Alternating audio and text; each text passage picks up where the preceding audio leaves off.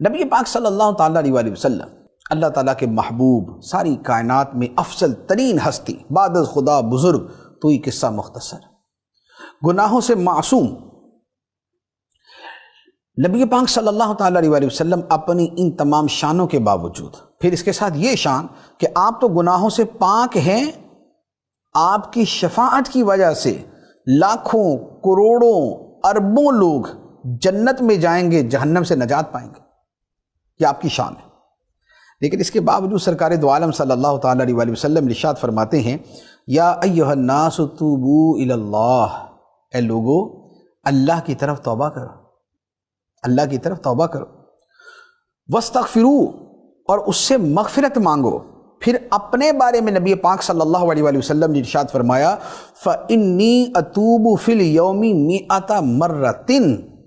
میں روزانہ 100 مرتبہ اللہ کی بارگاہ میں توبہ کرتا ہوں۔ نبی پاک صلی اللہ علیہ وسلم فرماتے ہیں کہ میں روزانہ 100 مرتبہ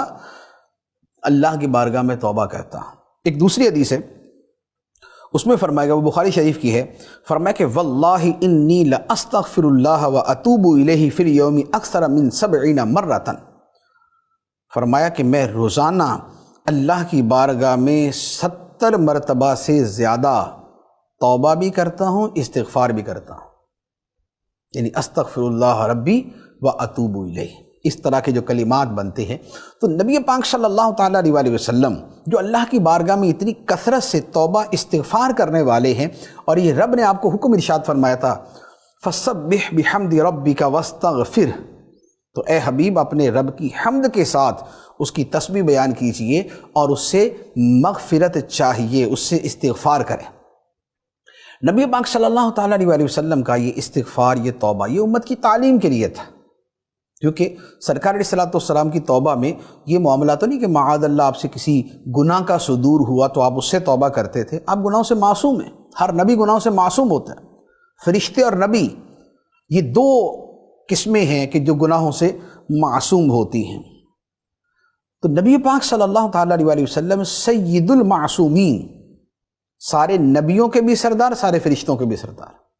اور آقا کریم صلی اللہ تعالیٰ علیہ وسلم روزانہ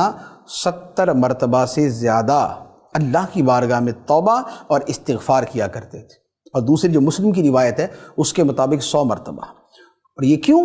ہماری تعلیم کے لیے، ہمیں سکھانے کے لیے کہ جب وہ معصوم ہو کر توبہ استغفار کرتے ہیں تو ہم گناہ گار، ہمیں تو زیادہ اللہ کی بارگاہ میں توبہ کرنی چاہیے،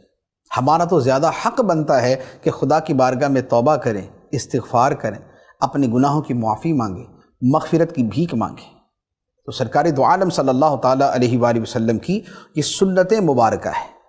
کہ روزانہ 70 مرتبہ یا 100 مرتبہ اللہ کی بارگاہ میں استغفار کیا جائے، توبہ کی جائے۔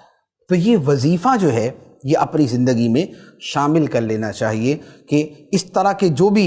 الفاظ اور جو بھی ورد وظیفہ ہے، جیسے استغفر اللہ العظیم واتوب الیہ، یا استغفر اللہ ربی من کل ذنب واتوب الیہ، اس طرح کے الفاظ، مختلف الفاظ ہیں، تو انہیں 70 مرتبہ یا 100 مرتبہ پڑھنا اپنے معمولات میں شامل کر لیں۔ اسی لیے جو اولیاء کرام کے سلسلے ہیں،